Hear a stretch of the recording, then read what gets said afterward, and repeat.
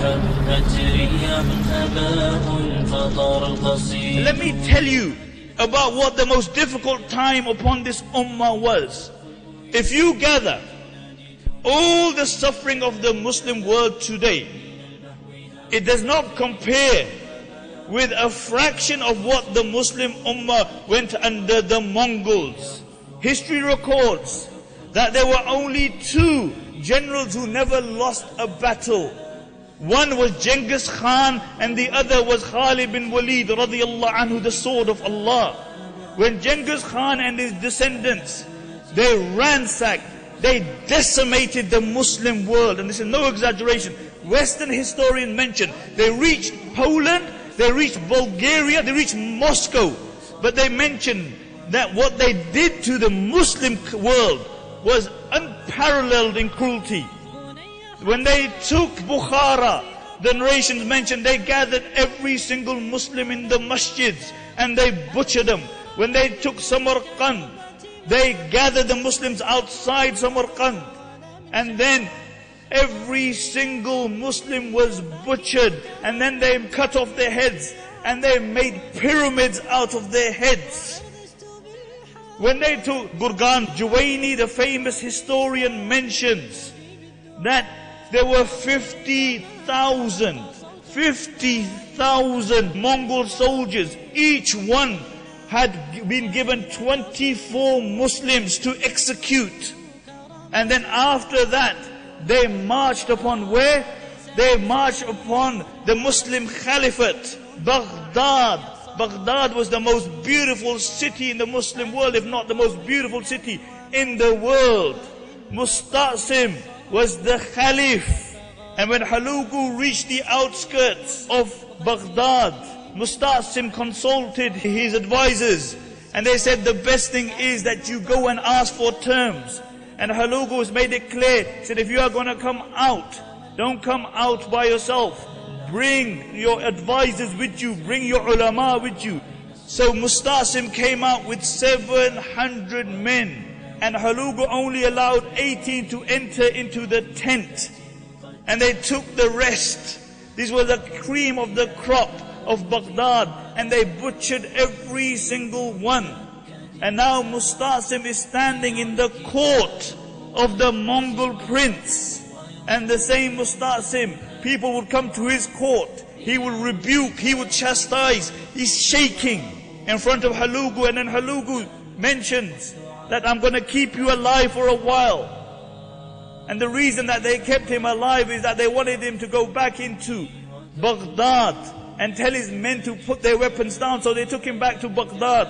And when he had told the people of Baghdad to put their weapons down, the narrations mention they brought his 3 children in front of him, and then they butchered them. Then they brought his sisters in front of him, and in front of his eyes they killed his sisters. And then they gathered the ulama, and they began to kill all the Sunni ulama. And then Hulugu said that the blood of the Muslims is halal. For the next 40 days, they unrelentingly butchered the Muslims for 40 days. In those days, you didn't have machine guns. They would make the Muslims line up, and they would pluck them like you pluck a chicken from a poultry farm. And then they would slaughter them.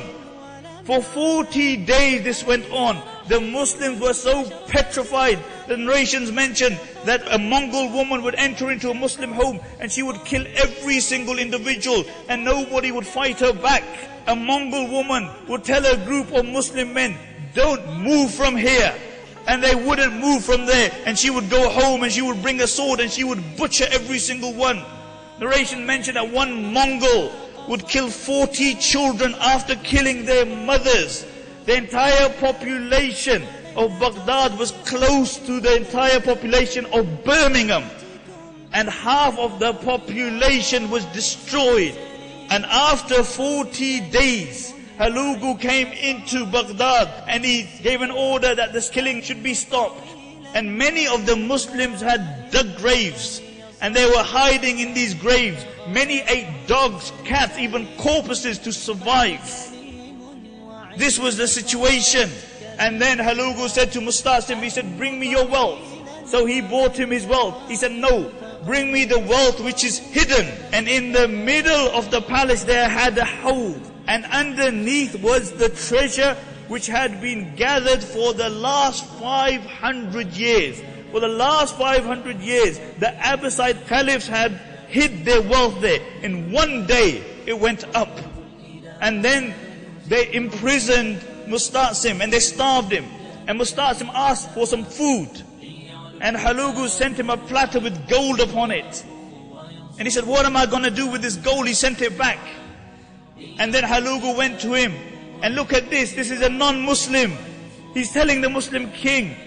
He said, if you can't eat it, then why did you hoard it for? If you couldn't eat it, why did you hoard it for? Why did you give it to your men? So they were ready to die for you. And then he took him and he showed him the big gates of Baghdad. He said, what good are these big metal gates when there is no men to defend them? Why didn't you break these gates and make lances out of them and give them to your men? Mustasim said, it's Qadrullah. And Halugu said, I will show you Qadrullah. And they rolled him up in a carpet. And then they had him trampled by the horses.